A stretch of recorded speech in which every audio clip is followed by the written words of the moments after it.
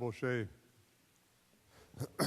Mr. Speaker and members of the Assembly, as we close out the 68th Legislative Assembly, I want to acknowledge the dedicated staff that make our branch of government function. The Chamber and committee staff are the gears that keep us moving forward. They operate with such grace as they balance the pressure of managing our last-minute changes while executing the details required to make sure the legislation being deliberated is enacted in proper order. The custodial, facilities, and security staff who make sure the Capitol is accessible, safe, and well taken care of so that the citizens of North Dakota can be proud of their seat of government. And of course, our dedicated staff up in Legislative Council, who year-round are at our beck and call. Their commitment to the state of North Dakota is greatly appreciated as they serve those of us that were elected to serve our respective communities. We must acknowledge the late nights and the early mornings in which they put us before their families, friends, and other commitments. I know I speak for the Assembly when I say we are eternally grateful to the team in Legislative Council. This session began with a lot of unknowns. 37 new legislators, 3 of the 4 leaders in our 2 chambers being new to their roles, and 2 new appropriation committee chairs. Most of us had no idea what to expect. There was a lot of learning that occurred on the fly. This not only brought forward procedural challenges, but also opportunities that those of us that have been around a while didn't expect. I observed a willingness by many committees to throw out sacred cows, engage in curiosity around legislative proposals that in previous sessions wouldn't have made it past the first committee hearing. And as most of us experienced, an appropriations committee that said maybe and yes, perhaps even more than it said no. The critical mass change of the Assembly also brought with it an ignorance to our rules, a decline in decorum, and continued intentional actions to remove the voice of the minority party. All while our members have proven to be bipartisan partners in addressing the real issues facing North Dakotans, their families, and our communities. Dissent and disagreement are important facets of the democratic process as it drives compromise and moderation, something that I am confident North Dakotans wish to see from this body. Prior to the session starting, many North Dakotans, myself included, were concerned about how extreme this session would be. And unfortunately, those concerns were realized. The hypocrisy of the extremism is perhaps the most offensive. This Assembly codified the parents, quote, retain the right and duty to exercise primary control over their care, end quote, of their children, while also passing legislation that strips parents of that very right. More specifically, for the parents to make decisions for their children in consultation with their trusted healthcare provider by criminalizing doctors and nurse practitioners for providing evidence-based, best practice healthcare to transgender youth, and the right of parents to support their daughter's decision to abortion care when that daughter is raped by a stranger, someone they know, or even a member of their family. Local political subdivisions continue to be told what they can and can't do, regardless of the fact that these creatures of the state have democratically elected officials who are closest to the people making decisions that are best for their communities. And in one instance, this Assembly attempted to completely void a decision made by voters at the ballot box. All while passing resolutions, wagging our finger at the federal government to stop their overreach into our state and communities. For many, local control only means we want to control the locals. Librarians were threatened with jail time if they didn't bend to the morality of a loud minority of North Dakotans intent on a witch hunt in every library throughout our state. Again, overreaching on local control and parental rights. Fortunately, though, reasonableness prevailed in many of these extreme proposals, with them being watered down, defeated, or vetoed. Unfortunately, some were enacted into law, which will lead to taxpayer dollars wasted on litigation on many of these divisive issues. Money that will be diverted away from the real needs that face North Dakota. Money that will pay for high-cost specialized attorneys to defend the state's overreach.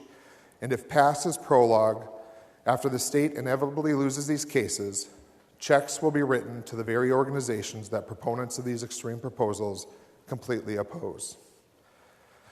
Like most of you, I didn't want to have to vote for these have these uncomfortable discussions. I didn't come here to make life more difficult for our friends, family, and neighbors. But you and I didn't have a choice on whether we could vote on these bills or not. We were forced to make tough decisions.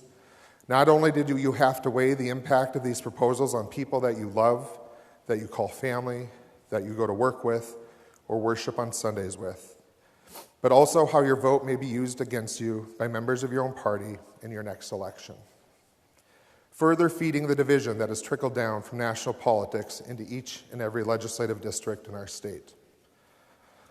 While many of you matched your votes with the concerns you raised privately, more of you need to have the courage to do so. You came here to make sure that our schools were funded, roads were maintained, to address the childcare crisis, improve opportunities for working families, increase access to behavioral health, and identify new opportunities to grow our state's economy. Real issues that need serious thought, time, and resources, all of which are finite based on our constitutional limits and the limited revenue resources we have at hand. Instead, time and energy that should have been spent on these issues that impact the broader population was spent on niche issues that targeted a tiny number of North Dakotans.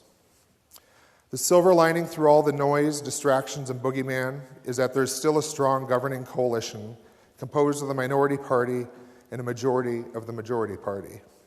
A governing coalition that has the opportunity to grow if we collectively stand up against the extremes of any ideology and commit to moving North Dakota forward. My plea to those of you that are part of this governing coalition who are considering not returning is to remove that consideration from your mind. You are the last line of defense for our great state. The public servants on the front line of whether our state grows in its extremism or flourishes in its continued moderation. You are needed now more than ever to continue the legacy of a state that is built on independence, collaboration, and taking care of one another. Do not let those that would rather tear you down for making tough decisions be the voices that lead to your decision to retire early from this body. The citizens of North Dakota and the future of this great state need you now more than ever, because whether it feels like it or not, your perspective aligns with the vast majority of North Dakotans. Mr. Speaker, as I prepare to conclude my comments, I wish to express my pride and gratitude for the members of the Democratic-NPL Caucus. Prior to this session, it was said that our reduced numbers indicated our irrelevance. And as we leave this session, it will be said that our relevance was demonstrated every day of the 68th Legislative Assembly, whether we were at the table, in the room, or not. Members of our caucus advocated for greater investment in childcare, leading to bipartisan legislation that supports working families and their children. Innovative workforce development proposals were enacted to create a state Office of Immigration, invest further in our new American community, tribal colleges, and expand opportunities for apprenticeships as a pathway for skilled training and careers. The Democratic-NPL Caucus played an important role in shaping the final tax package, with income tax tiers staying in place and the elimination of the lowest tier benefiting low and middle income North Dakotans over those who can pay our fair share. Continuing to prioritize property tax has led to every primary residence receiving up to a $500 tax credit.